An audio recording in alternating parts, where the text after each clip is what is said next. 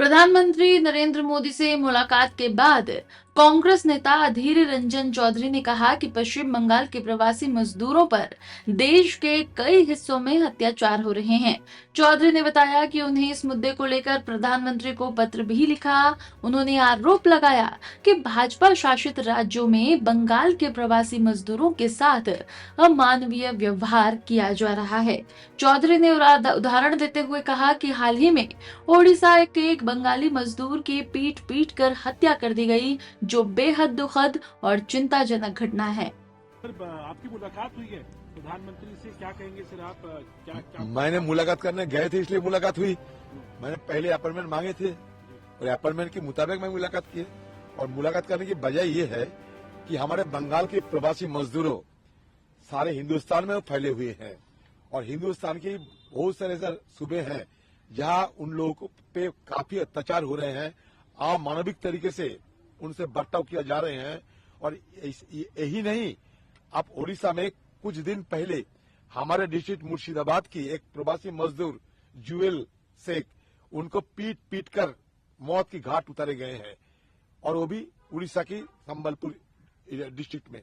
तो मैंने पत्र लिखकर और सारे ये जो घटना घट रही है बंगाल के प्रवासी मजदूरों के साथ, इन सारे ब्यौरा उनको सौंपे हैं और कहा कि बीजेपी रूल स्टेट में, आप ये पढ़ लीजिएगा, बीजेपी रूल स्टेट में ये प्रवासी मजदूरों को इस तरह की बेरहमी से अत्याचार किए जा रहे हैं। आप इसको रोकथाम करने के लिए कुछ कीजिए, क्योंकि आप देश की प्रधानमंत्री है। लेकिन बड़ी बात यह है सर कि आपको प्रधानमंत्री से तक की बात पहुंचाने की जरूरत क्यों पड़ी? कई सूबे के मुख्यमंत्री हैं, उनसे आप लोग पूछ सकते थे। देखिए, सूबे की मुख्यमंत्री तो मतलब सूबे में ही ये बात उठाते हैं, बाहर में कुछ कहीं करते नहीं, ये पता नहीं। क्योंकि कुछ दिन पहले सदन भी चल रही थी, आप देखे होंगे, लगभग एक महीना तक सदन भी चले थे।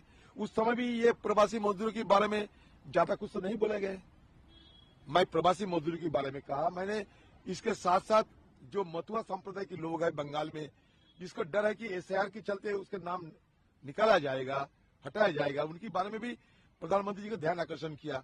मैंने कहा कि सारे ये बांग्लादेश से डर के मारे भाग के आ गए थे ये हमारे देश में। हो सकता किसी के पास सही सलामत सारे दस्तावेज ना हुआ होंगे, लेकिन इसके ऊपर थोड़ा रहमी से विचार करना चाहिए। ये लोग डरे हुए हैं, शंका में फंसे हुए हैं, क्योंकि इनके नाम एसआईआर सूची से निकाले जा रहे हैं। इसमें ये लोग बड़े शंकित है, बड़े चिंतित है, बड़े ये लोग घबराए हुए हैं। ये भी मैंने उनको बताया। लेकिन मेरा आज सबसे बड़ा मुद्दा ये था कि हमारे बंगाल के और खासकर मुर्शिदाबाद जिले की प्रवासी मजदूर जो लाखों की तादाद में हिंदुस्तान के कोने कोने में रोटी रोजी कमाने के लिए काम कर रहे हैं, उन पे बेरहमी से अत्याचार किए जा रहे हैं। किसी को डिटेंशन कैंप में भर दिया जाते हैं, तो किसी को मतलब पीट पीट के मार दिया जाता है। सारे मेरा तरफ से मैं प्रधानमंत्री जी को अच्छे ढंग से विस्तार से ये सारे मुद्दा उनके पास उठाई।